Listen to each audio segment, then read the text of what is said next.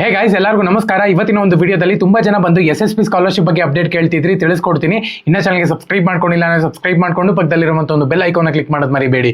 ಬನ್ನಿ ಬಿಡೋಣ, ಸ್ಟಾರ್ಟ್ ಮಾಡೋಣ ಅಂತ. ಸೊ ಮೊದಲನೇದಾಗಿ SSP ಸ್ಕಾಲರ್ಶಿಪ್ನ ಯಾರೆಲ್ಲ ಅಪ್ಲೈ ಮಾಡಿದಾರೋ ಅವರೆಲ್ಲರಿಗೂ ಕೂಡ ಒಂದು ಮೆಸೇಜ್ ಬರ್ತಿದೆ ಅಂತಲೇ ಹೇಳ್ಬೋದು. ನಿಮ್ಮ ಒಂದು SSP ಸ್ಕಾಲರ್ಶಿಪ್ ಬಂದ್ಬಿಟ್ಟು ರಿಜೆಕ್ಟ್ ಆಗ್ತಿದೆ, ಅಪ್ಲೈ ಮಾಡಬೇಕು ಅಂತ ಹೇಳೋದಾದ್ರೆ ಲಿಂಕ್ ಇರುತ್ತೆ, ಕ್ಲಿಕ್ ಮಾಡ್ಕೊಂಡು ನೀವು ಅಪ್ಲೈ ಮಾಡಿ ಅಂತ ಹೇಳ್ಬಿಟ್ಟು. ಸೊ ನೀವು ಒಂದು ವೇಳೆ ಅದು ಯಾವುದನ್ನ ಆಗಿರಲಿ, ಸೊ ಪೋರ್ಟಲ್ನ ಚೆಕ್ ಮಾಡ್ಕೊಳ್ತಿಲ್ದಂಗೆ ಯಾವುದಾದ ಒಂದು ಲಿಂಕ್ ಮೇಲೆ ನೀವು ಕ್ಲಿಕ್ ಮಾಡಿಕೊಂಡು ಪರ್ಸನಲ್ ಡೀಟೇಲ್ಸನ್ನು ಎಂಟರ್ ಮಾಡಿದ್ದೀರಾ ಅಂದರೆ ನಿಮ್ಮ ಒಂದು ಬ್ಯಾಂಕ್ ಅಕೌಂಟ್ ಆಗಿರ್ಬೋದು, ನಿಮ್ಮ ಒಂದು ಪರ್ಸನಲ್ ಡೇಟಾ ಆಗಿರ್ಬೋದು, ಪ್ರೈವಸಿ ಆಗಿರ್ಬೋದು, ಎಲ್ಲನೂ ಕೂಡ ಹೋಗುತ್ತೆ. ಸೊ ಅದು ಒರಿಜಿನಲ್ಲೇನೆ ಕಳಿಸಿರ್ಲಿ, SSPನವರೇ ಕಳಿಸಿರ್ಲಿ, ಯಾವುದೇ ಕಾರಣಕ್ಕೂ ಆ ಒಂದು ವೆಬ್ಸೈಟ್ ಮೇಲೆ ಕ್ಲಿಕ್ ಮಾಡಿಕೊಂಡು ಯಾವುದೇ ಪರ್ಸನಲ್ ಇನ್ಫಾರ್ಮೇಷನ್ ನೀವು ಶೇರ್ ಮಾಡಬಾರ್ದು. ಓಕೆನಾ? ಫಸ್ಟ್ ಪೋರ್ಟಲ್ಗೆ ಹೋಗಿ, ಪೋರ್ಟಲ್ನಲ್ಲಿ ಏನಾದರೂ ಕೂಡ ಪೋರ್ಟಲ್ನಲ್ಲೇ ನಿಮ್ಗೆ ಅಲ್ಲಿ ಡಿಸ್ಪ್ಲೇ ಮಾಡ್ತಾರೆ, ನಿಮ್ಮ ಅಪ್ಲಿಕೇಶನ್ ಈ ಥರ ಆಗಿದೆ ಸರಿ ಮಾಡ್ಕೊಳ್ಳಿ ಅಂತ ಹೇಳ್ಬಿಟ್ಟು.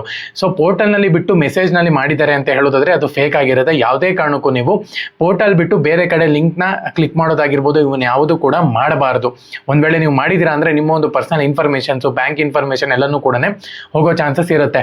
ಸೊ ಹಂಗಾಗಿನೇ ಪ್ರತಿಯೊಬ್ಬರು ಕೂಡ ಮೇನ್ ನಿಮ್ಮ ಒಂದು ಡೇಟಾ ಮತ್ತು ಬ್ಯಾಂಕ್ ಟ್ರಾನ್ಸ್ಫರ್ ಆಗಿಬಿಡುತ್ತೆ. ಸೊ ದುಡ್ಡು ಅವ್ರು ಏನು ಬೇಕಾದ್ರೂ ಮಾಡ್ಬೋದು. ಸೊ ಹಂಗಾಗಿನೇ ಪ್ರತಿಯೊಬ್ಬರು ಕೂಡ ನಿಮ್ಮ ಒಂದು SSP ಪೋರ್ಟಲ್ನಲ್ಲೇ ಹೋಗ್ಬಿಟ್ಟು ಚೆಕ್ ಮಾಡ್ಕೋಬೇಕಾಗುತ್ತೆ. ಏನನ್ನ ನಿಮ್ದೇನೋ ಅಪ್ಲಿಕೇಶನ್ ರಿಜೆಕ್ಟ್ ಆಗಿದೆ ಅಂದರೆ ಅಲ್ಲೇ ನಿಮಗೆ ಶೋ ಮಾಡುತ್ತೆ. ಮತ್ತು ಇನ್ನೊಂದು, ಯಾರೆಲ್ಲ SSLC ಆದಮೇಲೆ SSLC PUC ಆದಮೇಲೆ ಡಿಗ್ರಿ ಸ್ಟೂಡೆಂಟ್ಸ್ SSP ಸ್ಕಾಲರ್ಶಿಪ್ಗೆ ಅಪ್ಲೈ ಮಾಡಿದರೆ ಅವ್ರಿಗೆ ಅಮೌಂಟ್ ಬರೋಕ್ಕೆ ಶುರುವಾಗಿದೆ ಅಂತಲೇ ಹೇಳ್ಬೋದು. ನಿಮ್ಮ ಒಂದು ಖಾತೆಗಳನ್ನ ಚೆಕ್ ಮಾಡ್ಕೊಳ್ಳಿ. ಮತ್ತು ಇನ್ನೊಂದು, ಮಿಕ್ಕಿರುವಂಥ ಒಂದು ಸ್ಟೂಡೆಂಟ್ಸ್ಗಳಿಗೆ, ಮೈನಾರಿಟಿ ವೆಲ್ಫೇರ್ ಡಿಪಾರ್ಟ್ಮೆಂಟ್ ಸ್ಟೂಡೆಂಟ್ಸ್ಗಳಿಗೆ, ಬೇರೆ ಬೇರೆ ಸ್ಟೂಡೆಂಟ್ಸ್ಗಳಿಗೆ ಇವಾಗ ನಾರ್ಮಲ್ ಆಗಿ ಅದು ಬಿಟ್ಟರೆ ಇವಾಗ ನಾರ್ಮಲ್ ಆಗಿ ಡೇಟ್ ಅನ್ನುವಂಥದ್ದು ಎಕ್ಸ್ಟೆಂಡ್ ಆಗಿದೆ. ನೀವು ಪ್ರತಿಯೊಬ್ಬರು ಕೂಡ ಹೋಗಿ ಅಪ್ಲೈ ಮಾಡಿ. ಮತ್ತೆ ಇನ್ನೊಂದು, OBC ಕ್ಯಾಂಡಿಡೇಟ್ಸ್ಗೆ ಯಾವುದೇ ಕಾರಣಕ್ಕೂ ಡೇಟ್ ಎಕ್ಸ್ಟೆಂಡ್ ಆಗಲ್ಲ. ಒಂದು ವೇಳೆ ನೀವು ಡೇಟ್ ಎಕ್ಸ್ಟೆಂಡ್ ಆಗೋಕ್ಕಿಂತ ಮುಂಚೆನೇ ಅಪ್ಲೈ ಮಾಡಿದ್ದೀರಾ ಅಂತ ಹೇಳೋದಾದ್ರೆ ವೆಲ್ ಆ್ಯಂಡ್ ಗುಡ್. ಸೊ ಒಂದು ವೇಳೆ ನೀವು ಅಪ್ಲೈ ಮಾಡಿಲ್ಲ ಅಂತ ಹೇಳೋದಾದ್ರೆ ಸೊ ಇವಾಗ ಏನು ಮಾಡೋಕ್ಕಾಗಲ್ಲ. ಅಕಸ್ಮಾತ್ ನಾನು ಎಕ್ಸ್ಟೆಂಡ್ ಮಾಡ್ತಿದ್ದಾರೆ ಅಂತ ಹೇಳೋದ್ರೆ ವಿಡಿಯೋ ಮಾಡಿ ತಿಳಿಸ್ತೀನಿ. ಸದ್ಯದ ಮಟ್ಟಿಗೆ ಕೆಲವೊಬ್ಬರಿಗಿನ್ನ ಎಕ್ಸ್ಟೆಂಡೆಡ್ ಆಗಿದೆ ಡೇಟು, ಪ್ರತಿಯೊಬ್ಬರು ಕೂಡ ಹೋಗಿ ಅಪ್ಲೈ ಮಾಡಿ. ಮತ್ತೆ ಅಮೌಂಟ್ ಯಾವಾಗ ಬರುತ್ತೆ ಅಂತ ಹೇಳ್ಬಿಟ್ಟು ತುಂಬ ಜನ ಕೇಳ್ತಿದ್ದೀರಾ. ಸೊ ಅಮೌಂಟ್ ಅನ್ನುವಂಥದ್ದು ಫಂಡಿಂಗ್ ಬರೋ ತನಕ ಬರಲ್ಲ. ಓಕೆನಾ?